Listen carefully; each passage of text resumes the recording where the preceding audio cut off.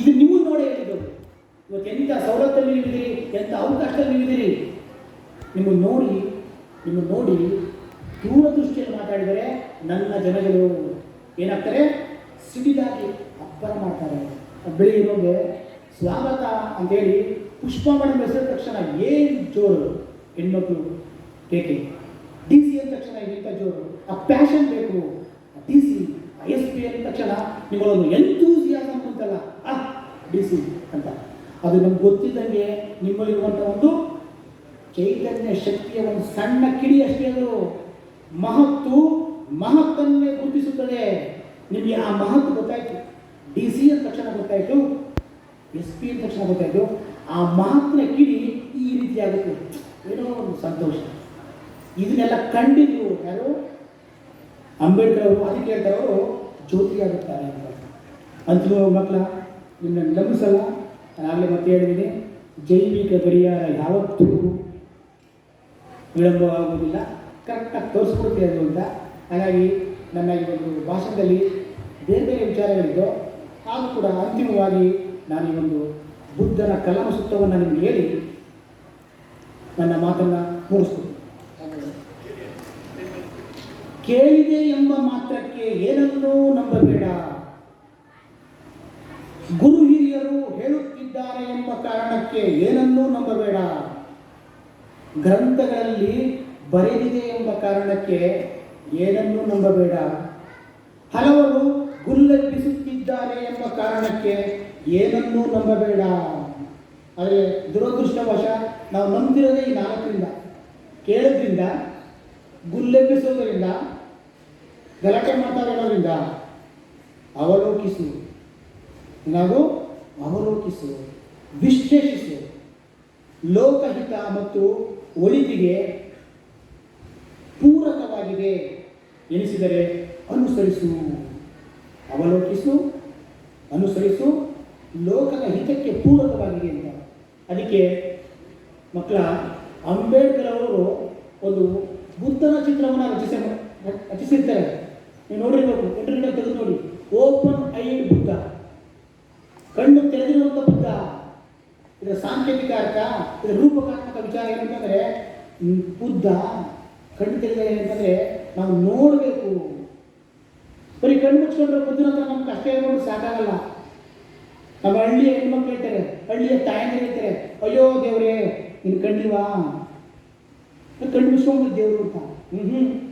ನಾವು ನವಯುಗ ಕಟ್ಟುವಂಥವರು. ಚಿಟಿ ದೇವೇಗೌಡರು ಹೇಳಿದಂಗೆ 21ನೇ ಶತಮಾನದ ಅಂಬೇಡ್ಕರ್ ಶತಮಾನದ ಮಕ್ಕಳು ನಾವು. ಬುದ್ಧ ಕಣ್ಣು ತೆರೆದಿರುವಂಥ ಚಿತ್ರ ನಾವು ಗಮನಿಸಬೇಕು, ಕಣ್ಣು ತೆರೆದು ನೋಡಬೇಕು. ಅವ್ರಿಗೆ ಅದನ್ನು ಆಸಕ್ತಿ ಇರುತ್ತೆ. ಯಾರಿಗೆ? ಅಂಬೇಡ್ಕರ್ ಅವರಿಗೆ. ಚರ್ಚಿಲವರ ಪುಸ್ತಕ ಓದ್ತಾರೆ, painting as A past time. ಈ ಪುಸ್ತಕ ಓದಿ ಪೇಂಟಿಂಗ್ ಬಗ್ಗೆ ಆಸಕ್ತಿ ಕಳಿಸ್ತಾರೆ. ಅವರ BR ಮುಡಿಲಗೇಕರ್ ಅವರಿಂದ ಚಿತ್ರಗಳನ್ನು ಕಲಿತಾರೆ ಅವರು. ಹೀಗೆ ವೈವಿಧ್ಯಮಯ ವಿಚಾರಗಳು ಏನಂತ ಕರೀದವ್ರನ್ನ, ನ್ಯಾಯಶಾಸ್ತ್ರಜ್ಞ, ಅರ್ಥಶಾಸ್ತ್ರಜ್ಞ, ಸಂವಿಧಾನ ತಜ್ಞ, ಫಿಲಾಸಫರ್, ಹಿಸ್ಟೋರಿಯನ್, ಕವಿ, ಆರ್ಟಿಸ್ಟ್, ಎವ್ರಿಥಿಂಗ್. ಈ ಎಲ್ಲ ಆಗಿರುವಂಥ ಅಂಬೇಡ್ಕರ್ನ ಒಂದೇ ಒಂದು ಅಂಶವನ್ನು ನಾವು ಗಮನಿಸ್ಕೊಳ್ಳೋಣ. ಅವ್ರು ಹೇಳ್ತಾ ಇದ್ದಾರೆ, ಮಾತಾಡಬೇಕು, ಅದು ತಾರ್ಕಿಕವಾಗಿ, ರಚನಾತ್ಮಕವಾಗಿ ಗಮನಿಸಬೇಕು. ನಿಮಗೆ ಅಬ್ದುಲ್ ಕಲಾಂರವರು ರಾಷ್ಟ್ರಪತಿಯಾಗಿದ್ದಾಗ ತಮಿಳುನಾಡಿನ ಒಂದು ಊರಿಂದ ಒಂದು ಶಾಲೆಯಲ್ಲಿ ವಿದ್ಯಾರ್ಥಿನಿ ಪತ್ರ ಬರೀತಾಳೆ, ನಮ್ಮ ಶಾಲೆಯಲ್ಲಿ ಶೌಚಾಲಯ ಇಲ್ಲ ಅಂತ. ಅದು ದೊಡ್ಡ ನ್ಯೂಸ್ ಆಗುತ್ತೆ. ದಿಢೀರಂತ ಜಿಲ್ಲಾಡಳಿತ ಆ ವಿಚಾರದಲ್ಲಿ ಸ್ಪಂದಿಸಿ ಶೌಚಾಲಯ ಮಾಡ್ತಾರೆ. ಈ ದೃಷ್ಟಿಕೋನ ನಿಮಗೆ ಬರಬೇಕು. You have to write, you have to protest.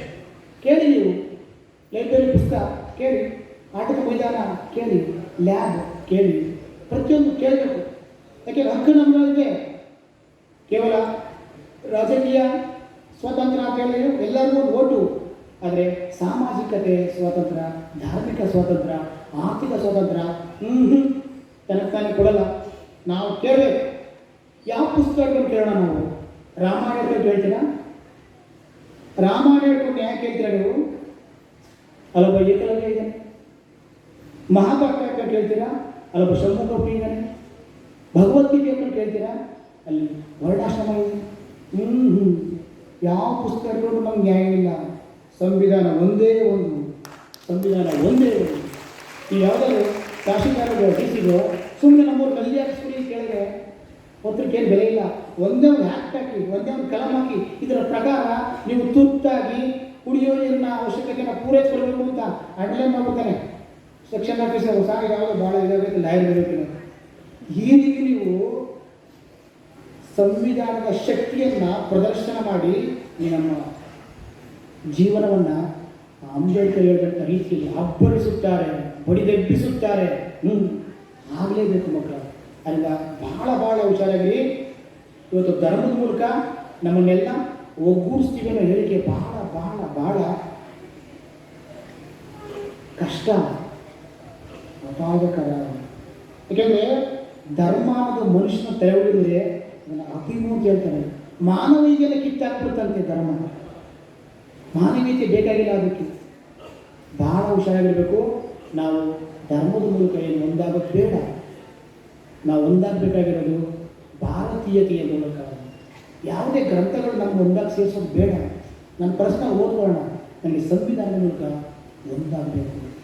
ಇದನ್ನೇ ದೇವನೂರು ಮಹಾದೇವರು ಕತೆ ಬರ್ತೀನಿ, ಚಿಕ್ಕದು ಪ್ರಕರಣ. ಎಲ್ಲ ಹೋಗಿ ಸಭೆ ಸೇರಿ ನಮ್ಮೂರು ಮಾನಿಗುಡಿಗೆ ನಾವು RCC ಹಾಕಬೇಕು, ಎರಡು ಮಾಡಬೇಕು ಅಂತ. ಅಲ್ಲಿಂದ ಯಾರೋ ಒಬ್ಬರು ದೇವ್ರ ಬಂದ್ಬಿಟ್ಟು ಇದ್ಬಿಟ್ಟಿದ್ದೀವಿ. ದೇವ್ರ ಬಂದ್ಬಿಟ್ಟು ಅವ್ರು ಹೇಳ್ತಾರೆ, ಇಲ್ಲ ಇಲ್ಲ ಇಲ್ಲ, ಯಾರು ಮಾರಿಗುಡಿಗೆ ಚಾವಣಿ ಹಾಕೋಂಗಿಲ್ಲ. ಯಾಕವ್ವ ಅಂತಂದರೆ ನೀವೆಲ್ಲ ಇನ್ನೂ ಚಾವಣಿಗೆ ರೂಪಿಸ್ಕೊಂಡಿಲ್ಲ, ನಿಮ್ಮ ಮನೆಗೆ ಸೋರ್ತವೆ, ಮೊದಲು ನೀವು ಚಾವಣಿ ಮಾಡ್ಕೊಳ್ಳಿ, ಅಲ್ಲಿವರೆಗೂ ನನಗೆ ಚಾವಣಿ ಬೇಡ ಅಂತ. ಮಾರಮ್ಮನಿಗೆ ಚಾವಣಿ ಎಲ್ಲ ಏನಾಗುತ್ತಪ್ಪ, ಬಿಸಿಲು ಮಾರಮ್ಮ ಅಲ್ವಾ.